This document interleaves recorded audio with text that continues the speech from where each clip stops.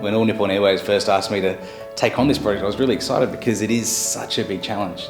Putting together a menu or a number of menus that's going to be served in an aircraft is not the easiest thing to do in food, but it's a fantastic challenge.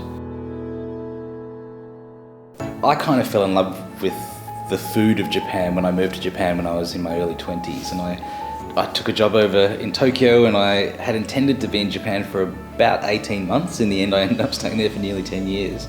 So there was certainly something about Japan that stuck with me.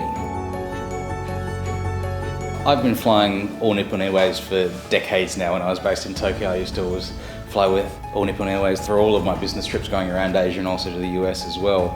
Then in 2016, the Japanese government bestowed on me quite a nice honour. They made me a culinary ambassador for Japanese food abroad, which was a real honour at that time, because I think there's only about 25 in the world, and only half of us are based outside of Japan. So I was very excited to be doing that, and now ANA asked me to be their culinary ambassador for the route between Sydney and Tokyo, and I'm extremely proud to be doing that.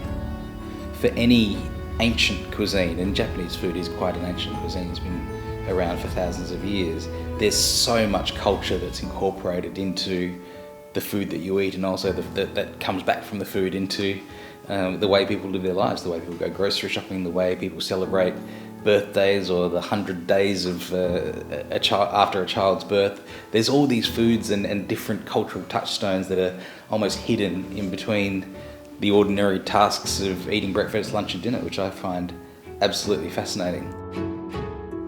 I worked a lot with the chefs here in Sydney to work out what we could do on the plane, and there was, actually it's a bit of a surprise for me, so much that was available to us, that we could do any type of food that we wanted, and essentially, basically, the sky's the limit.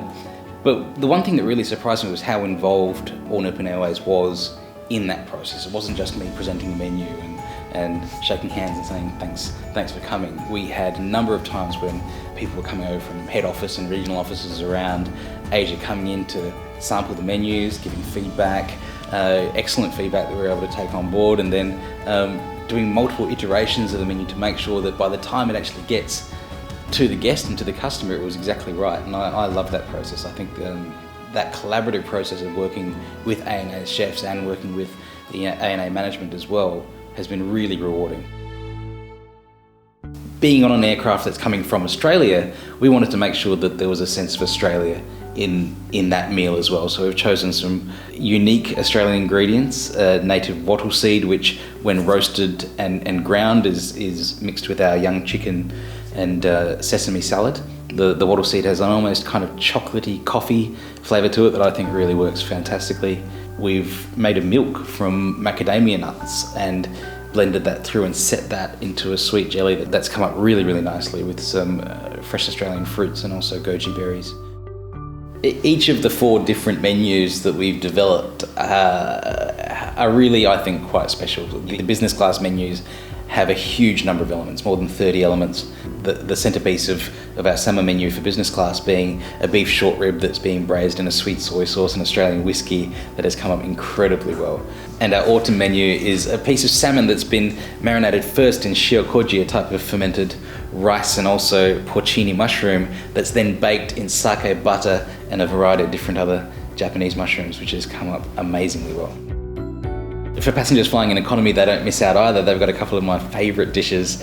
The first is a taco rice from Okinawa, which is made with beef brisket, and we've slowly braised that in smoked paprika, oregano, and also some garlic as well, a bit of cumin, so it's really nice and fragrant, and we've served that with lovely melted cheese and a few vegetables as well.